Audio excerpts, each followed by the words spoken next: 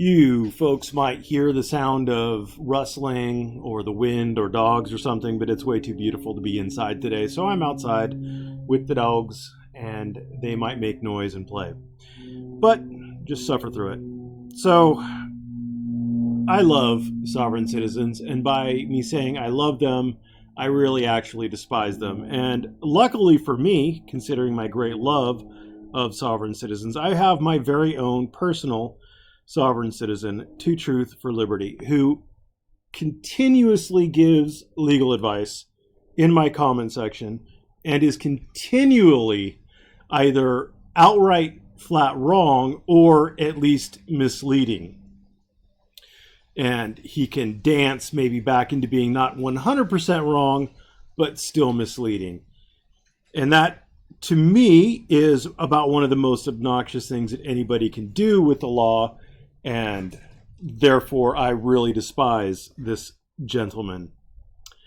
So he says at 29 seconds, he quotes me as saying there has to be some sort of statutory authority for you to sue. And then he says wrong. Well, let's figure out what I said at 29 seconds in, shall we? There has to be some sort of a statutory authority for you to sue. And in this case, well, I guess it's technically not a statutory authority. It's named after a lawsuit. But in this case, the authority that you would sue under would be Bivens. So, my, it looks like I'm not actually sticking on the statutory authority. Now, let me explain where I was going with there. Because around 3 minutes in, roughly, I actually explain why I was saying that you needed statutory authority. So let's listen to that. Federal agencies, federal departments are part of the sovereign immunity deal. Congress has to give you a way to sue them. So what I was actually going for when I initially said there has to be some sort of statutory authority was in order to sue the federal government, in order to sue the Department of Defense, James Freeman would have to have a statutory cause of action. And it wouldn't be 42 U.S.C. 1983, which I explained in the video, only gives you a cause of action against states. Now, why do you need 42 U.S.C. 1983? Well, states, like the federal government, have sovereign immunity. Unlike the federal government, there is a sovereign that is above the state, i.e. the federal government. So the federal government can give you the power to sue the state or municipal government. And that's what 42 U.S.C. 1983 did. That's why it exists. Now, I want to point out that To Truth for Liberty is the reason why I made the initial video in the first place, because this fool was talking about suing under 42 U.S.C. 1983 against the Department of Defense and or this security officer. He gives terrible legal advice. But let's just continue, because I'm sure it gets much better from there.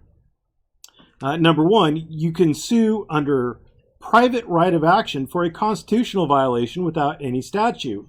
You just won't get the additional benefits such as those under 42 U.S.C. 1983 at all statutes provide, etc. And that is absolutely 100% wrong. You can't sue the government without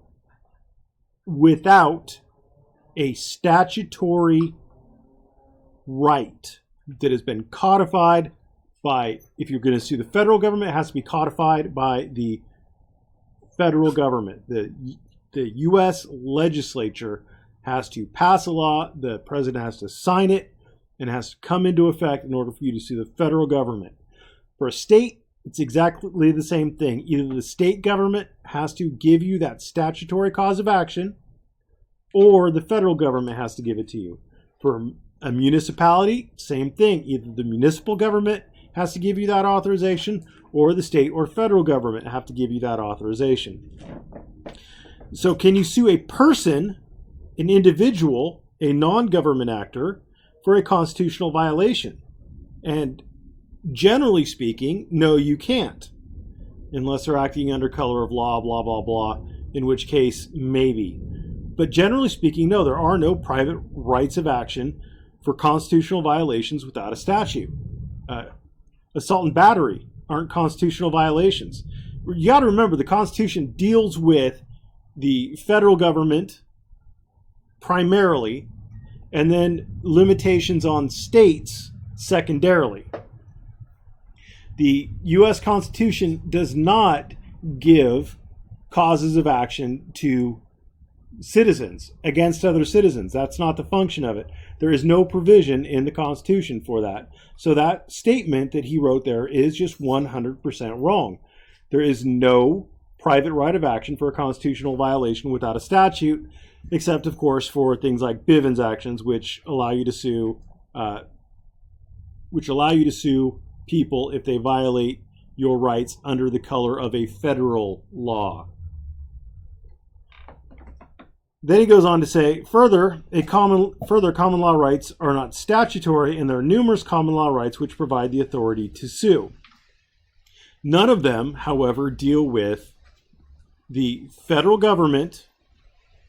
The federal government has given statutory authority for you to sue the federal government for certain torts, but that is authorized by statute.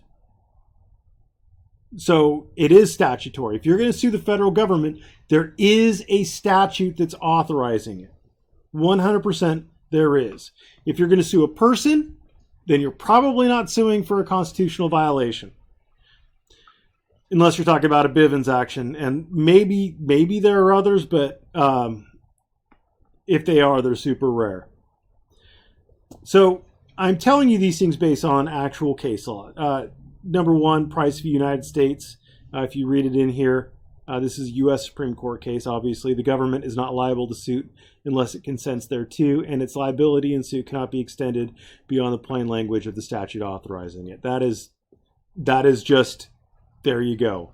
And there is no federal common law. So anytime you see people talking about common law rights and suits involving the federal government, you got to be really careful, especially if they're saying that it's not statutory, because Erie v. Tompkins overturned Swift v. Tyson. Swift v. Tyson made federal common law, and Erie v. Tompkins overturned Swift v. Tyson, and it's somewhere around number 3rd. Except in matters governed by the federal Constitution or by acts of Congress. Nope. We're going down here. There. Thus, the doctrine of Swift v. Tyson is, as Mr. Justice Holmes said, an unconstitutional assumption of powers by the courts of the United States, which no lapse of time or respectable array of opinion should make us hesitate to correct. In disproving the doctrine, we do not hold unconstitutional blah, blah, blah. So they've overturned Swift v. Thompson. There is no federal common law. And if you really want to look it up, this article right here, Legal Dictionary, thefreedictionary.com, does a reasonable job of talking about suits v. the United States and suits v. the states. You'll notice that in 1946, Congress passed the Torts Claim Act, which authorized U.S. district courts to hold the U.S. liable for torts committed by its agencies, blah, blah, blah, blah, blah. But they had to actually pass a statute authorizing it. So every single time, it has to be Congress waiving sovereign immunity with a statute. So I hope that helps. I hope that clarifies any issues that this sovcit tries to bring up. Thanks for watching. Don't listen to sovcits, and have a great day.